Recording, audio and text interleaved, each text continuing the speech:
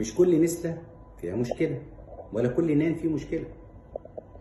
سامعين كل مواقع التواصل الاجتماعي وهنا ويا جماعة اللبن فيه سم قاتل ومش عارف ووقفوا اللبن وكل منتجات نسلة وكل، يعني لازم نعرف المعلومة الصحيحة عشان نقيم الأمور بشكل صح وعشان تاخد الكلام من مصدر موثوق فيه.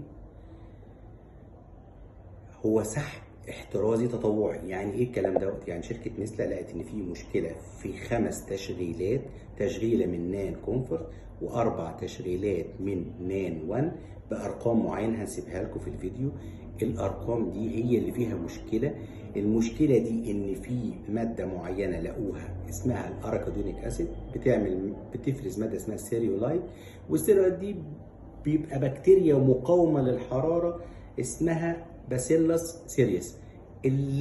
البكتيريا دي نسلة، شركة نسلة لقيتها موجودة من مورد خارجي، فسحبت التشغيلات دي احترازيا. يعني شركة نسلة هي اللي بلغت هيئة سلامة الغذاء، وهيئة سلامة الغذاء نزلت منشور بهذا الكلام ان احنا هم 5 تشغيلات، تشغيل نان كومفورت اللي بقى تقريبا يجي سنة مش موجود في الأسواق المصرية، ونان 1 ب4 تشغيلات اللي برضه مش متوافر بشكل كبير في الاسواق المصريه.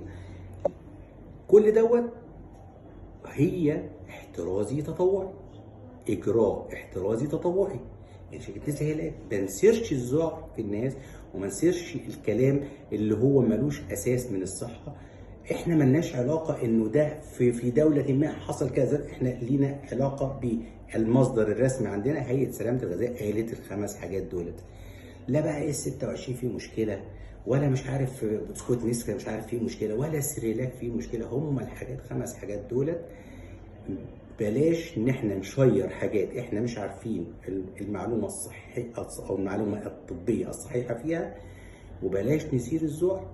ودايما لما يكون في حاجه زي كده، لانه البكتيريا دي قالوا ان هي ممكن لو الطفل خدها بتعمل اعراض تسمم غذائي زي النزله المعويه، يعني ترجيع واسهال. ولذلك لو الطفل لا قدر الله هو واخد البتاع دوت التشغيله دي، قارين على التشغيله دي موجوده، ومش معنى انه خد من العلبه وما حصلوش حاجه يبقى التشغيله دي يكمل عليها، لا.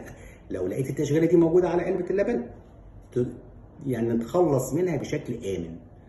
ما نكملش، يعني ممكن يبقى في جزء ما فيهوش البكتيريا وجزء فيه البكتيريا، لكن طالما اسم التشغيله موجوده نشيل التشغيله دي، نشيل العلبه دي خالص وناخد تشغيله اخرى غير التشغيله دي. ده الموضوع ببساطه شديده. بلاش نقول انه ده وده وده وده ونشير كلام مش صحيح. هو سحب احترازي تطوعي.